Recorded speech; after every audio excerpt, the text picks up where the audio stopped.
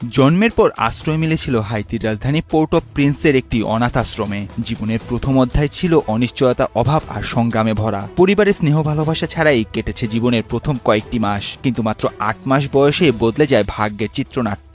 আর্জেন্টিনার এক পরিবার তাকে দত্তক নেওয়ার পর শুরু হয় নতুন এক জীবন।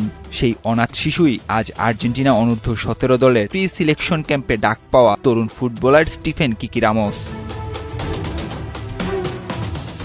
হাইতিতে জন্ম হলেও বেড়ে ওঠা আর্জেন্টিনাতেই। নতুন দেশ, নতুন ভাষা আর নতুন সংস্কৃতির সঙ্গে নিজেকে মানিয়ে নেওয়ার পাশাপাশি ফুটবলই হয়ে ওঠে তার জীবনের সবচেয়ে বড় স্বপ্ন। মাত্র ৬ বছর বয়সে ভিলেজ সার্চফিল্ডের একাডেমিতে যোগ দেন কিকি।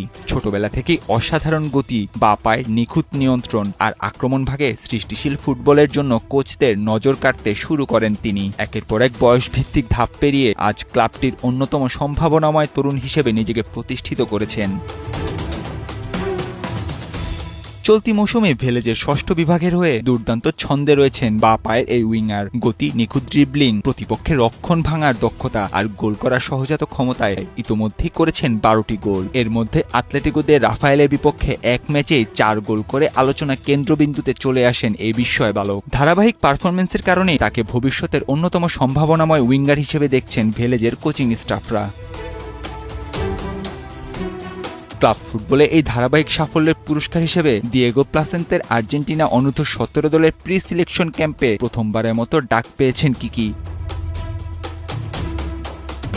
হাইতিতে জন্ম নেওয়া প্রথম ফুটবলার হিসেবে আর্জেন্টিনার কোনো জাতীয় দলের ডাকে সাড়া দিয়ে ইতিহাসও গড়েছেন তিনি। অনাথ আশ্রম থেকে শুরু হওয়া জীবনের পথ চলা আজ পৌঁছে গেছে বিশ্ব ফুটবলের শক্তিধর দেশের জাতীয় দলের দুয়ারে।